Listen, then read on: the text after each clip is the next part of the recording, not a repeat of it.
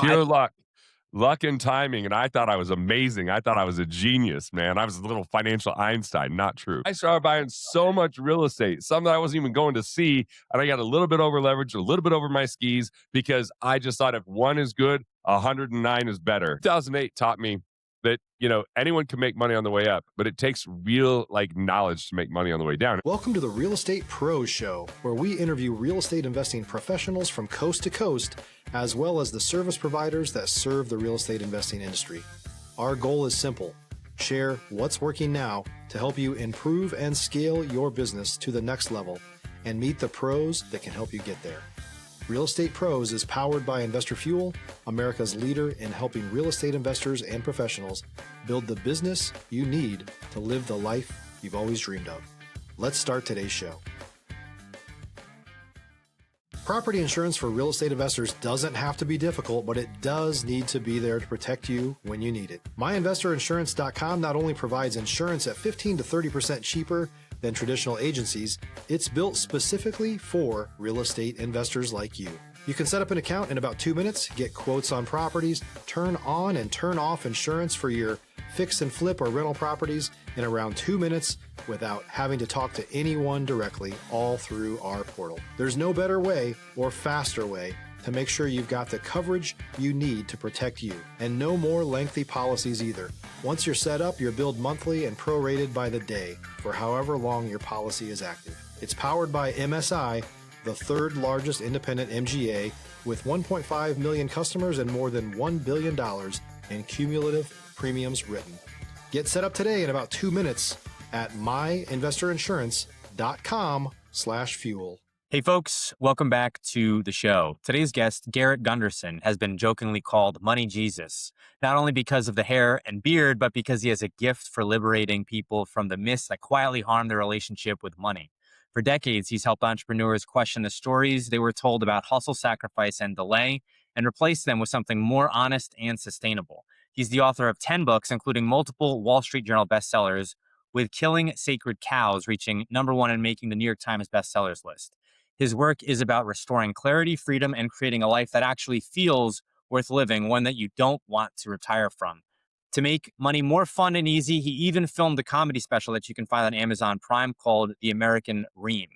You can find him online at GarrettGunderson.com. Garrett, thanks for taking the time today. Thanks for having me, Dylan. Look forward to this. Now, when we talk about people's relationship with money, you might assume, and I think falsely assume, that everyone who's a real estate investor has got their ducks in a row with money. But as someone who's worked with real estate investors and as a realtor myself, of course, that's not the case, right? Yeah, man. I mean, look, a lot of times we have I feel like investors and entrepreneurs, it's like a trauma response. We're trying to prove something, we're trying to get somewhere. And sometimes people end up spending optimism. Like, oh, that deal's going to close. This is always going to cash flow. And so they get excited and they spend the money before it comes in. And then they find themselves stressed and scrambling. And that's where they get into the hustle. And so, yeah, we all have this relationship to money, but is it a healthy one? Is it an asset and an ally? Or is it kind of like an enemy because it's too unstable? The trauma response of the investor. I like that term. I've certainly seen a lot of that. And what's interesting about, the on-ramp to real estate investing is you can get started with sometimes nothing. So I've seen people firsthand go from, literally living out of their car to then being, direct, hard money lenders within a period of years. And you're like, that's insane. How does that happen? It happens within the context of real estate.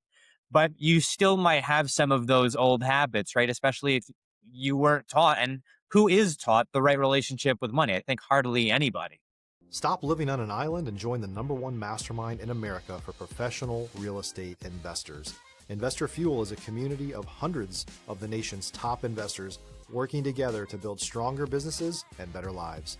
In addition to the amazing community of real estate investors acting as a board of advisors for one another, Investor Fuel members have access to 100% funding on purchase and repairs for our members only, a health insurance program, and benefits and discounts that more than pays for the membership of most of our members, meaning it's actually costing you money to not be a member of Investor Fuel. If you're looking to scale your business and build a business that allows you to live the life of your dreams, please visit investorfuel.com today and book a call with our team. People are always saying, like, why don't they teach this in school? I'm like, because teachers feel underpaid. They're on a fixed income. They're in a fairly socialistic system. You don't want them teaching your kids about money. They already are tied up teaching about math and science and so many other topics. How are they going to add one more thing? And, The Economist wrote an article that it didn't show that teaching kids about money in school actually helped them out in life. Because, again, if there's misinformation or myths, that's part of the problem. I feel like my journey with money kind of began because I won $5,000 when I was a kid. I was a teenager and I won the Young Entrepreneur of the Year for the state of Utah while I was still in high school. And I got this $5,000. I was like, man, I want to invest this. But my mom was like, you're not 18. I'm not signing off. You'll go blow that money and waste it. And the first really good investment I ever did was when I was 19 years old. I was my second year at university. And I was like, you know what? I want to buy a property. I want to buy something and rent it out to other roommates. So because I was so young, I got a champ loan. My mom had to co-sign, but it meant I had no down payment. The champ loan was the down payment. It was under $100,000 for this townhome. It was a really nice townhome, by the way. It had 3 bedrooms. It had a 2.5 bath. It was 2 levels. It was just really, it was pretty nice. I went and took a picture of it just like a year or two ago when I was down at the university for something, and I was like, this is kind of cool. Now I got lucky, unfortunately, because I sold it for $170,000 a year or two after I graduated. So I had it for the 3 years I was there. Then my, now wife, but I was dating her. She moved in, and I actually moved into her parents' basement when I was just right out of school. And then my second deal was my brother-in-law was in real estate. He's like, hey, dude, you got 25 grand? I'm like, yeah. He's like, well, if you give it to me, I'll give you back 50 grand 3 months from now because I just need it for some earnest money. So my second real estate deal, I basically made 400%. The first deal, no money down, I made 70 grand. The third deal, my buddy's like, hey, dude, I heard you're getting into real estate. I got a friend that's late and delinquent on his house. Like, if you could buy it, I got him a job. He can start making payments, but he's got a lot of equity.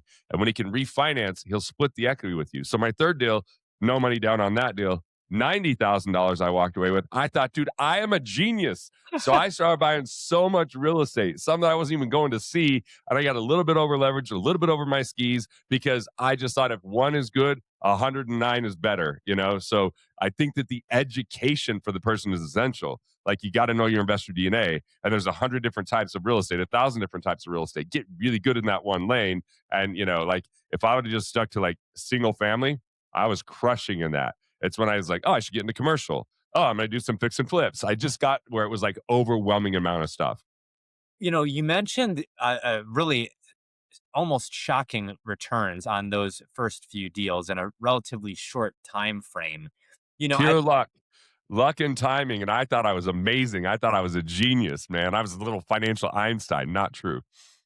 People oftentimes get caught up in the opposite of that as well. They may have a flip that goes wrong, and now they're saying, I'm never going to do a flip again. That might be true for some people, right? But, on the other hand, these are things that you do have to be able to identify if you're buying at the right time.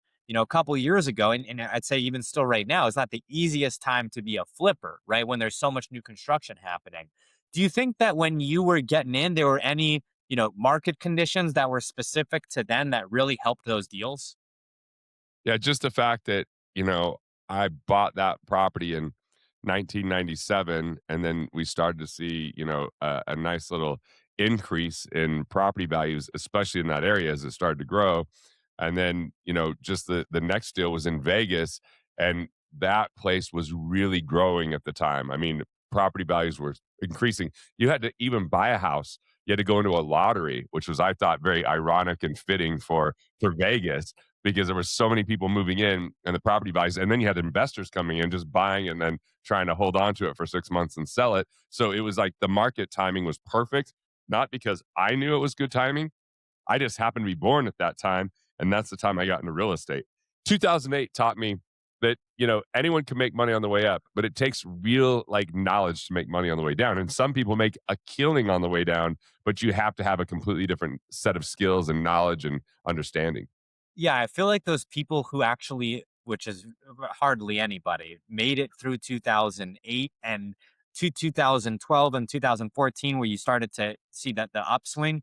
Those are some really savvy operators who are sitting on I guess, a large amount of savings to get through those years. And there's a lot of people who didn't make it through that time period, who were rolling high beforehand, who had every luxury that they could have imagined, and boom, it's gone. If you're looking for consistent, high-quality leads, look no further than Investor Machine. Investor Machine isn't just another agency, it's the most sophisticated, data-driven lead generation company on the planet for real estate investors, and serves the role of being not just a lead generator for your business, but a marketing partner that is helping you achieve your goals along the way. Go to investormachine.com to learn more and schedule a call with our team today.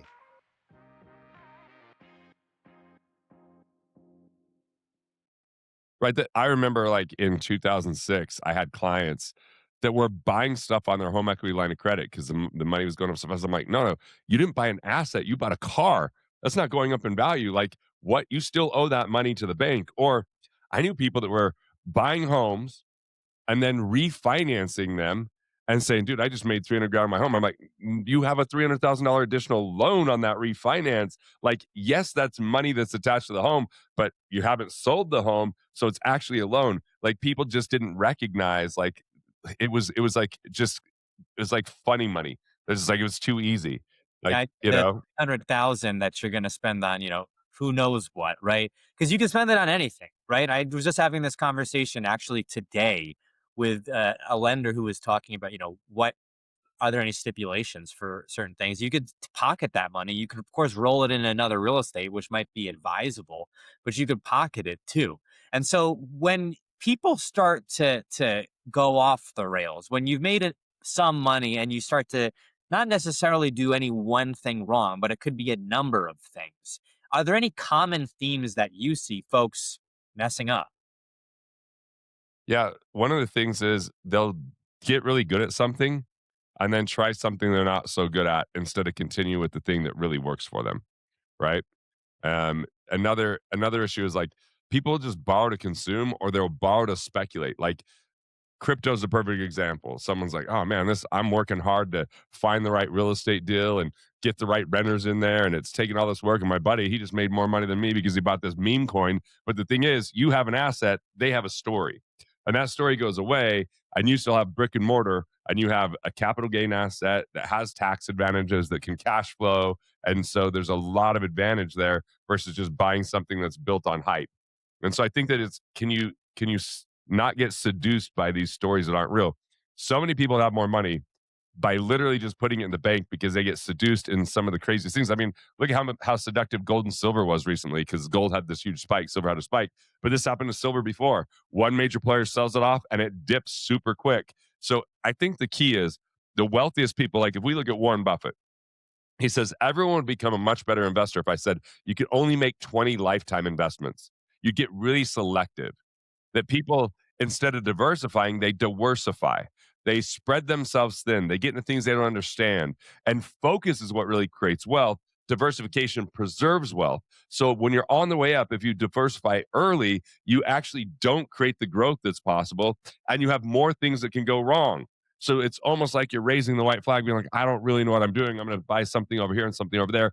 That fragmented type of advice doesn't get you there. And I've had people say, well, Warren Buffett, he talks about like compound interest is this great thing. No, he doesn't use compound interest. He buys companies that are stocks. He buys the controlling share of Geico. He buys out See's Candy completely. And then he puts a methodology in those companies based upon who he is. He doesn't get seduced by the .com, .bomb era. He doesn't get seduced by crypto. He sticks to what he knows. I call that investor DNA. What are your core values? What are the things you deem important that you want to pay attention to? What are your core competencies? What do you have skills that you're willing to work on and learn and grow in? And then what are your core drivers, the things that you want to learn about, the things that you want to experience? And then you focus to get that wealth because risk isn't in the investment, risk is in you, the investor. So some people are great at real estate, others aren't because some are going to seminars, some are analyzing things, some are looking at deal flows, some say no to deals, others go, this looks good and I've heard real estate's good. They're not good investors. You've got to become a good investor. Yeah, and I've had many people on the show and outside of the show talk to me about what makes someone, a good fit for a certain type of investing. Let's say, short-term rentals, right? If you're a short-term rental investor, it's not just hey, does this deal underwrite? It's also, do you enjoy constant communication and changeovers? Because if you don't, and you, let's say, take your foot off the gas for two, bookings, now your account is tanked because you got some bad reviews and no one's booking. And you're like, I can't Oh, be a short term investor any longer. yeah, my wife and I, when we had our first house, we decided we were gonna move. We're like, "You know what? Why don't we Airbnb this thing? It's such a nice house." But then we had to provide furniture for it because we were moving and taking the furniture we liked.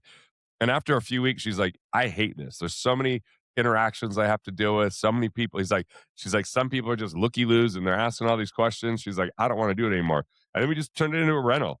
And then it was easy. So yeah, it depends on like who are you? What do you like to do? If you're a new or newer real estate investor looking to launch or grow your real estate investing business, please check out Investor Fuel Club. It's a coaching community, but unlike anything you've ever seen before. And you can actually partner with members of our mastermind from coast to coast on deals right in your market. There's no better opportunity to build a consistent business than to literally partner with pros to help you avoid costly mistakes, avoid the need for capital to do deals, and help you eliminate your fears as you're starting your business. Learn more about Investor Fuel Club at investorfuel.com/club. The thing that I see most, and you mentioned it earlier, is that scope creep, right? Like, hey, I'm going to do this because I see this right now and this looks easy, or I hear people making great money. And oftentimes, it's funny how this works. You start to hear about these things when it's like right at the peak. And so if you're getting in right at the peak, if you're a multifamily syndicator in 2021, right? And you're like, this is amazing. I'm just going to buy this property. It's going to appreciate, no vacancies, things can happen, right? Yeah, there's a story of JP Morgan, and he was like going out to get his vehicle, and the valet gives him a stock tip. And he's like, "It's time to sell." He's like, "Now you're getting stock tips from the valet. This thing's overvalued." Like just and that's the thing, that's that hype cycle, right? I mean, when all of a sudden, and I feel like honestly, I feel like the hype cycle is intentional. I feel like companies that are going public create a hype cycle. They pay for the PR, they get everyone talking about them. So you go, "Oh, I've got to get in on this." And it doesn't do as like think about how many IPOs fizzled. They were big talk, and like WeWork was one of the most famous ones that completely fell apart because it was so fabricated. But everybody's like, "Oh, this is a great company." Look what happened to Uber with that. Look at, Facebook when it actually did IPO didn't do well for a long time because there was so much hype around it that it's this artificial belief. And by the way, stocks are just supply and demand. It's just, are you willing to pay for it? And if you're willing to pay for it, the price keeps going up. And if people aren't willing to pay for it, the price goes down. It's supply and demand. That's why a company like way back in the day, like Enron, was worth $100 a share one day, and the next day it's worth zero. Because as soon as they found out there was fraud, they're like, wait, we bought into something that wasn't real. And how often are people just buying into a story because they read about it, they heard about it, people are talking about it. And with social media, that fuels crypto so big, right? Like there's times in social media, like this thing's going to 3 million. And if you're not in, you're an idiot. How could you be so stupid? And people go like, I don't want to miss out. And that FOMO kicks in. I mean, the thing that moves the market up and down is fear and greed. And people know how to play on that. And the media is one of the biggest culprits of it. And people that might not have your best interest at heart are telling you something and they're doing something different. And that's the issue. That's why look for long term, more stable assets. Look for things that grow and appreciate, but also create cash flow. Look for things that create tax advantages. Look for like more three-dimensional investments. And that's why the masses are told, oh, just buy an index fund and wait for 30 years. Dave Ramsey says if you invest $100 a month for 40 years, you can be a millionaire. The truth is, only if it's the best market of all time, because the last 40 years includes the 90s, which pushed it from a 10% return to 12.7% return. At 10%, it doesn't come close to a million. And by the way, by the time we consider inflation, inflation cuts it in half. Actually, the $1 million one for 40 years actually turns out to be $300,000 of purchasing power. So all of that kind of stuff is nonsense of set it and forget it. I think you got to invest in your skills. You got to invest in your knowledge, and then you invest in those investments that align with it. So You there's some mentioned people that are great at real estate and some people that aren't great at real estate. It comes down to the individual. you mentioned silver and gold. I looked at like the historical data of the dollar to gold, and it was something, I want to say it was under $50 per an ounce of gold at some point in time. And now we're at $5,000 for an ounce of gold. And this wasn't like 200 years ago. This was like, 90 years ago. Right. And so that's what, 3 generations or however many, life cycles. And so if you're thinking like, okay, that $1 million is going to last me, good luck with that. Right. So, it's not just a matter of, putting your money away. You also have to keep up with inflation and like ever increasing inflation as well. And no one knows what's going to happen. So, you do, to your point, have to be looking at, well, what's the best thing that I can invest in other than, you know, assets that go up in value, physical assets. Yourself, of course, is going to be one of those things. Um, we are coming up on time here, though, Garrett. Any new projects that you're working on? And then as well, what's the best way for folks to get in contact with you? So if you DM me on Instagram, Garrett B. Gunderson, and just put in their books. You mentioned I've written some books. I'll give a few of my audiobooks for free, like What Would the Rockefellers Do, which is how do you, no matter where you're starting, start to create a legacy. Then I've got Money Unmasked, which is how do you heal a relationship with money, which we started this with. And then Killing Sacred Cows, the one you mentioned. What are the financial myths that once you understand them, you can avoid? That book's phenomenal for any real estate investor. Killing Sacred Cows is going to really help anyone that's big on real estate and why that's a much better investment than the stock market if done properly, why it's three-dimensional versus one-dimensional, and what the myths are that get people not to think that way. So yeah, if they DM me on Instagram, the project I'm working on right now is I'm leveraging like a family office is the ultimate advantage for wealthy people.